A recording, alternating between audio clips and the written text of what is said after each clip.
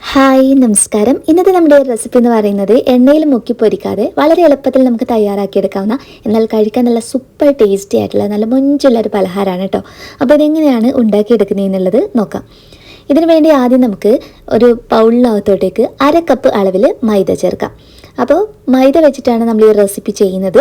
ഇനി ഇതിലോട്ടേക്ക് നമുക്ക് വേണ്ടത് ഒരു കോഴിമുട്ടയാണ്. അപ്പോൾ ആ ഒരു മുട്ട ഇതിലോട്ടേക്ക് പൊട്ടിച്ചൊഴിക്കാം. പിന്നെ അടുത്തതായിട്ട് നമുക്ക് ഇതിലോട്ടേക്ക് ഒരു 1/2 ടീസ്പൂൺ അളവിൽ ഉപ്പിട്ട് കൊടുക്കണം. അതുപോലെ തന്നെ ഒരു 2 നുള്ളി അളവിൽ മാത്രം പഞ്ചസാര കൂടി ചേർക്കാം. ഇനി ഇതിലോട്ടേക്ക് വെള്ളം ഒഴിച്ചു കൊടുക്കുക. വെള്ളത്തിൻ്റെ അളവ് ആദ്യം നമ്മൾ വളരെ കുറവ് മാത്രമേ ഒഴിച്ചു കൊടുക്കാൻ പാടുള്ളൂ. കാരണം നമ്മൾ ആദ്യം ഇത് ഒരു തിക്ക് ബാറ്ററായിട്ടാണ്, നല്ല കട്ടിയുള്ള ഒരു ബാറ്ററായിട്ടാണ് റെഡിയാക്കി എടുക്കുന്നത്. അപ്പോൾ നമ്മുടെ ബാറ്റർ നല്ല കട്ടിയായിട്ട് കിട്ടിയിട്ടുണ്ട്. ഇതിൽ നിന്നും ഒരു തവി ബാറ്റർ എടുത്ത് നമുക്കൊരു പാത്രത്തിലോട്ടേക്ക് മാറ്റാം. ബാക്കിയുള്ള ബാറ്റർ അങ്ങോട്ട് മാറ്റി വെക്കാം. ഇനി ഈ റെസിപ്പിക്ക് നമുക്ക് വേണ്ടത് മുട്ടയാണ്. പുഴുങ്ങിയ മുട്ട 2 മുട്ടയാണ് എടുത്തിട്ടുള്ളത്. ചെറിയ കഷ്ണങ്ങളായിട്ട് മുറിച്ചെടുത്തിട്ടുണ്ട്. ഇത് മുറിച്ചെടുത്തിരിക്കുന്ന ഓരോ മുട്ടയും ഇതുപോലെ ജസ്റ്റ് മൈദ ഇതിൻ്റെ മുകൾ ഭാഗത്തൂടെ ഇങ്ങനെ ഇട്ട് കൊടുക്കുക. ആദ്യം ഒന്ന് ജസ്റ്റ് മുകൾ ഭാഗത്തൊക്കെ ഒന്ന് ഇട്ട് കൊടുത്തതിന് ശേഷം 2 സൈഡും നന്നായിട്ടൊന്ന് മൈദയിൽ കോട്ട് ചെയ്തെടുക്കാം. വളരെ സിമ്പിളായിട്ട് നമുക്ക് റെഡിയാക്കി എടുക്കാവുന്നേ ഉള്ളൂ. ഇനി നമ്മൾ നേരത്തെ ഒരു തവി ബാറ്റർ മാറ്റി വെച്ചിട്ടുണ്ടായിരുന്നു അല്ലേ. അപ്പോൾ നമ്മൾ ഈ മുട്ടയിൽ ഓൾറെഡി മൈദ കോട്ട് ചെയ്തിട്ടുണ്ട്. ഓരോ മുട്ടയും ഈ ബാറ്ററിനകത്തോട്ടേക്ക് ഒന്ന് ഇതുപോലെ ഒന്ന് വെച്ച് കൊടുക്കാം. ഇനി ഓരോന്നും ജസ്റ്റ് ചെറുതായിട്ടൊന്ന് കോട്ട് ചെയ്തെടുക്കാം. എന്നിട്ട് നമ്മൾ ഇതൊന്ന് ഫ്രൈ ചെയ്തെടുക്കാം. നമ്മൾ ഡീപ്പ് ഫ്രൈ അല്ല ചെയ്യുന്നത്, അതായത് എണ്ണയിൽ മുക്കി പൊരിക്കുന്നില്ല. നിങ്ങൾക്ക് ഈ റെസിപ്പിയിൽ എണ്ണയിൽ മുക്കി പൊരിച്ചിട്ട് വേണമെങ്കിലും ഇത് ചെയ്തെടുക്കാവുന്നതാണ്. നമ്മൾ ജസ്റ്റ് 1 ടേബിൾ സ്പൂൺ എണ്ണ ഒഴിച്ചു കൊടുക്കാം.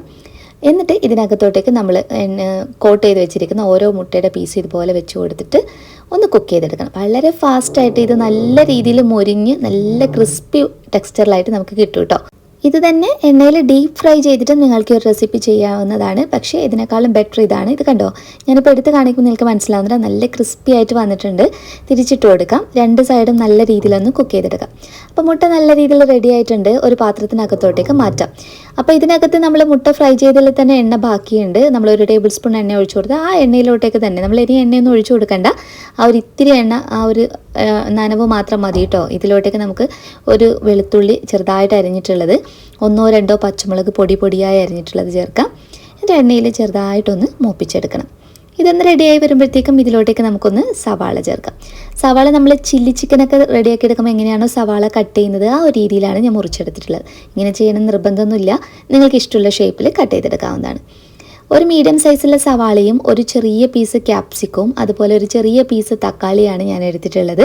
നിങ്ങൾ ഉണ്ടാക്കിയെടുക്കുന്ന ക്വാണ്ടിറ്റിക്ക് അനുസരിച്ചിട്ട് അളവിൽ മാറ്റം വരുത്താവുന്നതാണ്.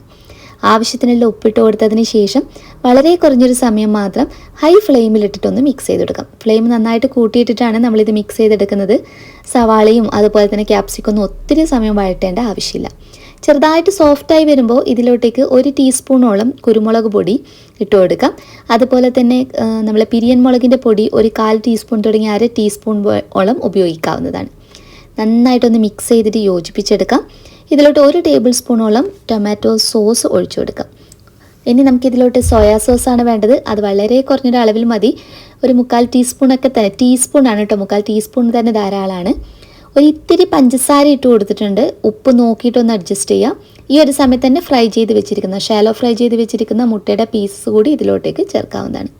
ഇനി ഹൈ ഫ്ലെയിമിലിട്ടിട്ട് നല്ല രീതിയിലൊന്ന് മിക്സ് ചെയ്ത് കോട്ട് ചെയ്തെടുക്കണം. നമ്മുടെ മുട്ടയിലോട്ടേക്കും അതുപോലെ തന്നെ ആ ഒരു സോസിൻ്റെയൊക്കെ ഫ്ലേവർ റെഡി ആയി കഴിഞ്ഞ് കഴിഞ്ഞാൽ നമുക്ക് ഫ്ലെയിം ഓഫ് ചെയ്യാം. ഇനി നമ്മൾ നേരത്തെ കുറച്ച് ബാറ്റർ മാറ്റി വെച്ചിട്ടുണ്ടായിരുന്നു അല്ലേ, അതിലോട്ടേക്ക് ഞാൻ ഒരു 2 ടേബിൾ സ്പൂൺ മൈദ കൂടി ഇട്ട് കൊടുത്തിട്ടുണ്ട്. നിങ്ങൾ കൂടുതൽ അളവിൽ തയ്യാറാക്കി എടുക്കുന്നുണ്ടെങ്കിൽ, അല്ലെങ്കിൽ നിങ്ങളുടെ കയ്യിൽ ഫില്ലിങ്സ് കൂടുതലുണ്ടെങ്കിൽ നിങ്ങൾക്ക് മൈദ കൂടുതൽ ഉപയോഗിക്കാവുന്നതാണ്. വീണ്ടും മുട്ട ചേർക്കേണ്ട ആവശ്യമില്ല. നന്നായിട്ടൊന്ന് മിക്സ് ചെയ്തിട്ട് ഉപ്പ് മാത്രം നമ്മളൊന്ന് നോക്കിയിട്ട് അഡ്ജസ്റ്റ് ചെയ്യാം.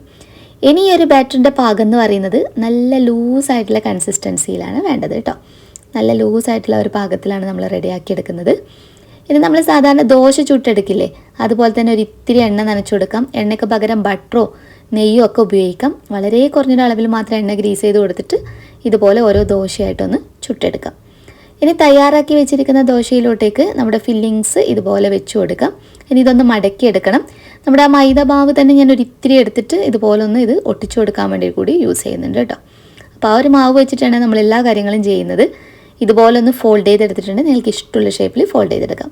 ഇനി 2 രീതിയിൽ ഇത് തയ്യാറാക്കിയെടുക്കാം.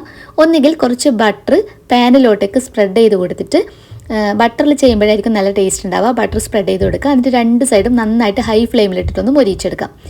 അതല്ലെങ്കിൽ ഇതുപോലെ ബേക്ക് ചെയ്തെടുക്കാം.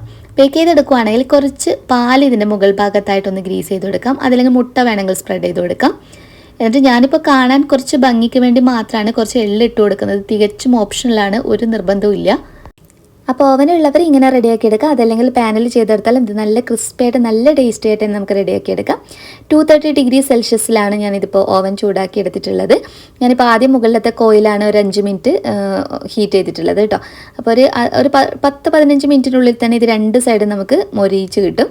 നല്ല ക്രിസ്പി ആയിട്ട് വരും ഇതിൻ്റെ മുകൾ ഭാഗമൊക്കെ. നല്ല ടേസ്റ്റാണ്. ഉള്ളിൽ നമ്മൾ ചില്ലി ചിക്കനൊക്കെ കഴിക്കുന്നത് പോലെ ചില്ലി എഗ്ഗിൻ്റെ ഒരു ഫ്ലേവർ ആയിരിക്കും ഉണ്ടാവുക.